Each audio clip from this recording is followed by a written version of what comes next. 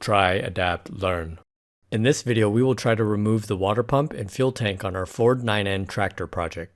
If you haven't already subscribed, don't forget to subscribe now for more videos including DIY, maintenance, projects, and yard work. At this point in the project, the hood and the radiator were removed. Those videos will be linked below in the description. This video is not a how-to, but more of a how I did it. I want to share this process as a part of documenting the project. I also wanted to share this because a lot of projects like this can include steps that require more effort. By this I mean even rust and corrosion can make even the simplest task a little bit more challenging.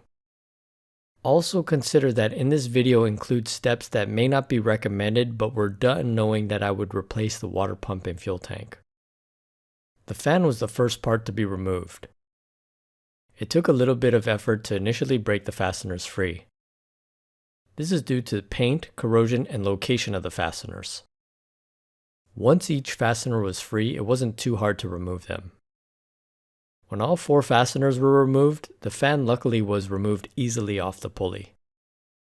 The paint and corrosion also made the water pump fasteners hard to break free.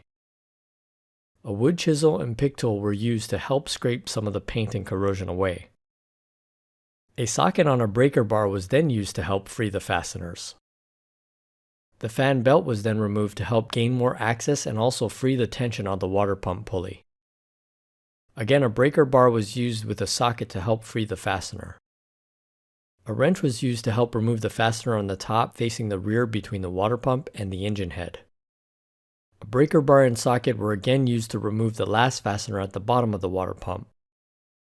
After the fastener was removed, a chisel and pick tool were used to help remove the lock washer at the bottom of the water pump. Although the fasteners were removed, the water pump was still attached and extremely tight. Prying the water pump in any way is not recommended as it risks snapping the studs from the engine block. Considering the risk, as seen, I was trying more to pry it loose than to pry it off. I also used a hammer to help loosen the water pump. Although it looks like it's moving the whole engine, I'm just hammering it with small taps and a heavy head. Also keep in mind I did this knowing the pulley was leaking and that I would replace the water pump. I should have done this in the beginning of the process before removing the fasteners. With another hit of the hammer on the broken pulley, the coolant started to leak. Even with the coolant leaking and moving between the parts, the water pump held tightly on. I used a shaft and hammer on the other side of the pump to get it loose. I then used a small pry bar in several locations to finally remove the water pump. This tractor has a plate between the water pump and the engine block. I was thinking that with the plate still attached, it would be easier to scrape the gasket material off in case I would ever use the plate again. Please keep in mind that most new water pumps come with a new plate. I also used this shaft to hammer the plate followed by a small pry bar in several locations. Once the plate was off, there still was a lot of gasket material on the engine block. I started to scrape this gasket material with the wood chisel. This may not be the best tool as it risks scoring the surface of the engine block. I used the tool because there is so much material and I wanted to remove it as fast as I could. I followed the wood chisel with a flat file. Although this surface was not ready for a new water pump, it would be a good start to get some of that gasket material off. On this Ford 9N tractor and other N-Series tractor, the fuel tank mounts are welded to the hood. The fuel tank is then set with removable fasteners on the mounts. This should be another relatively simple process, but with time, corrosion, and paint, a little bit of extra effort is again needed to remove these fasteners.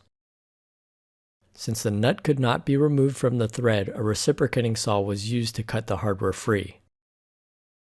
I did this knowing that I would be replacing the fuel tank and the hardware to mount it.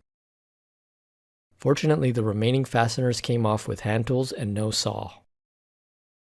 Since I recently worked on this fuel line, I wanted to remove it in case I would need it for later use. Since the fasteners and the mounts were off, the fuel tank was easily removed from the hood.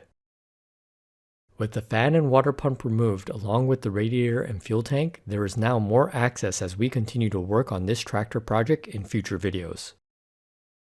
As I make new videos, I want to share them with you, so subscribe now. Also comment, like, and check out some of the other content on our channel.